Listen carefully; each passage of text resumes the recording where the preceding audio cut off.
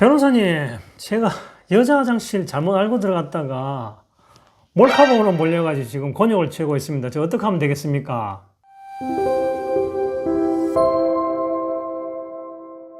안녕하십니까. 알아두면 덕분에 쉬운 법률 이야기 짱변 장성규입니다. 벌써 10월에 중순이 지나서 아침 저녁으로 쌀쌀합니다.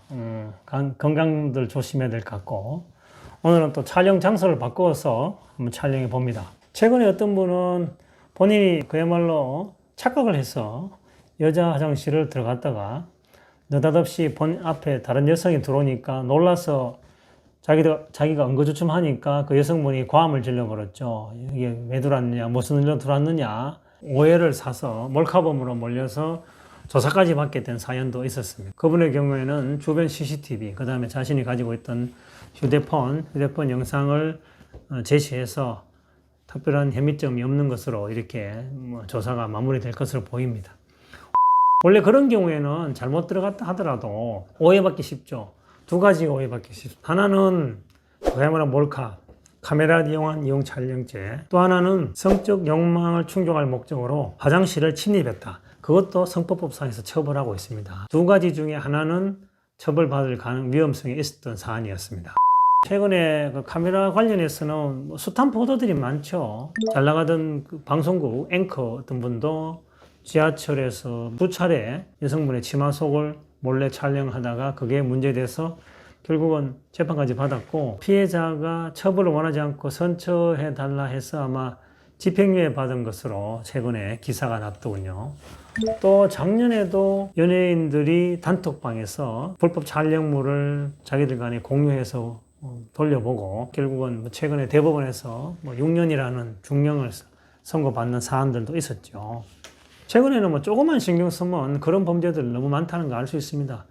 그리고 그런 카메라 범죄에 대해서 중형에 처해야 된다, 처벌 엄하게 해야 된다는 게 아마 공론화되었고 국민 감정에도 그게 맞다고 인정되어서 지금 형량이 계속 늘어나고 있는 형편이고요. 그 다음에 이제 성폭법상의 카메라 등 이용 촬영죄에서 최근 2020년 5월 19일 날 법이 개정되었습니다. 개정되기도 하고 신설되기도 했는데 법이 개정되어서 그 형량이 상당히 높아졌어요. 그리고 또 신설된 조항으로는 촬영물, 복제물, 단순 소지, 구입, 그 다음에 저장해 두거나 아니면 시청하는 것까지 처벌할 수 있는 근거 규정들을 신설했습니다. 연예인 사건, 최근에 대법원에서 확정된 그 사건 아마 여파로 그런 성폭법상의 신설 규정도 만들어졌다고 봐야 되겠죠. 그리고 또 촬영물을 이용해서 협박이나 강요하는 행위 때문에 처벌받는 사례들이 많습니다.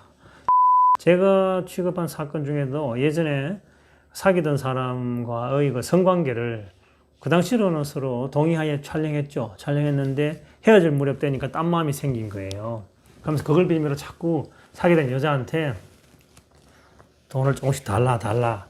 여성분이 헤어지는 건 그 다음 문제고 무서우니까 계속 500만 원, 1000만 원, 500만 원, 1000만 원 이렇게 주다 보니까 피해 금액이 한 3, 4천만 원 된 거예요. 그럼에도 불구하고 영상 존재를 이야기하면서 실제로 영상을 같이 봤고, 피해 여성 같은 경우에는 영상이 있던 걸 서로 알았기 때문에 저걸 과연 유포한다거나 하면 엄청난 정신적 충격이 올 거 아닙니까? 그러다 보니까 남자가 원하는 대로 계속 돈을 준 거죠. 그래서 한 3천만 원 이상 정도, 나중에 보니까 정확하게는 4천만 원 가까이 갔던데 본인은 3천만 이상 간 걸로 기억하고 있었어요. 상담을 해보니까. 도저히 이제는 버틸 수 없어서 저를 찾아와 상담을 진행했거든요. 몇 년 전인데 그 당시까지만 하더라도 촬영물에 대한 협박, 강요가 그 조항이 없었을 때라서 그때는 공갈죄로 그 남자가 처벌받고 이제 구속까지 된 사인이 있었어요. 촬영물로 인한 피해가 워낙 늘어나니까 이제는 법원에서도 몰카범들 초범인 경우에도 실형 선고하는 예가 가끔 있습니다.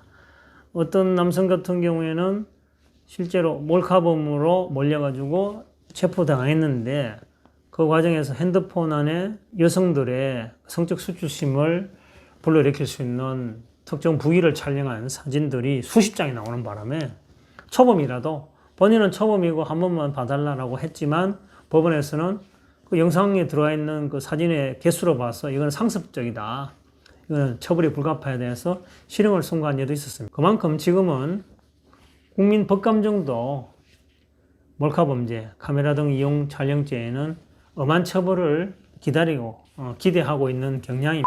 제가 사건을 진행한 사안 중에서도 물어봤습니다. 이거 왜 찍었습니까? 도대체 이 멀쩡한 카메라 휴대폰 그냥 통화할 때 쓰고 경치나 찍고 하면 되지 왜 도대체 하느냐 이렇게 물어봤더니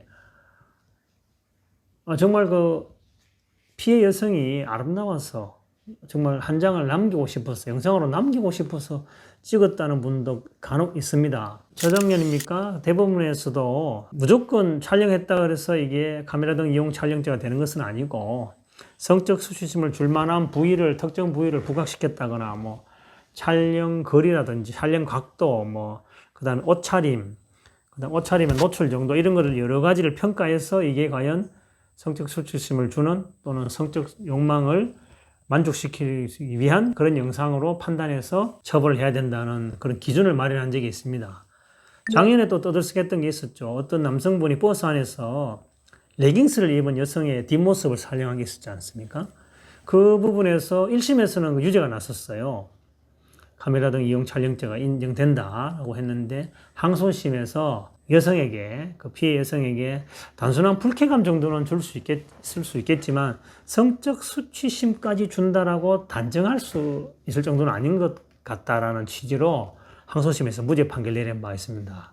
최근에 뭐 상담을 진행한 분 경우에는 왜 촬영하냐 또 물어보니까 촬영 대상자가 너무나 아름다워서 사진을 찍고 영상을 촬영했다 하더라고요. 그래서 그분은 저도 지금 보면 논란이 좀 있을 것 같습니다. 왜냐하면 사진도 찍고 영상도 찍었는데 그야말로 그대로 찍었어요. 그걸 뭐 특정 부위를 부각한다거나 아니면 뭐 성적 수치심을 줄 수 있는 부위를 클로즈업을 한다거나 이런 경우는 바로 카메라 이용 촬영죄가 되거든요. 근데 그야말로 아름답게 앉아있는 모습을 멀리서 찍은 이런 부분, 과연 여러 장을 찍었다고 해서 과연 그게 카메라 등 이용 촬영죄 되겠느냐, 그런 논란이 될 수 있는 사안을 지금 진행하고 있기도 합니다. 아마도 험난한 다툼이 되지 않을까 싶습니다. 카메라 등 이용 촬영죄가 최근 형량이 많이 강화됐습니다. 예전 같으면 5년 이하의 징역 또는 3천만 원 이하 벌금이었는데 지금은 최근에 개정되었죠. 7년 이하의 징역 또는 5천만 원 이하의 벌금입니다. 카메라와 관련해서 이야기 드리면 결국은 대부분 우리가 이런 문제가 되는 카메라 등 이용 촬영죄에서 문제되는 것은 휴대폰입니다. 자, 그럼 수사기관에서는 이 휴대폰을 압수하려고 할 거란 말입니다. 아니면 임의 제출을 받으려고 합니다.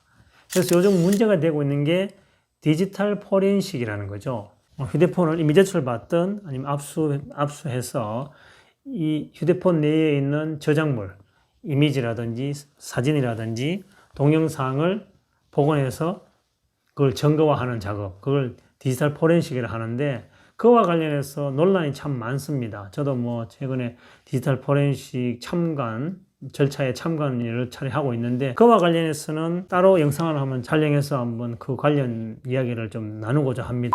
오늘도 마무리 멘트는 하고 마치겠습니다. 모르는 어느 누군가를 이 휴대폰으로 촬영하고 싶은 생각이 순간적으로 든다면 휴대폰 전원을 잠시 꺼두시는 것이 좋습니다. 순간의 선택이 우리들의 인생을 좌지우지합니다. 알아듣는 덕분은 쉬운 법률 이야기 짱변 장성규였습니다.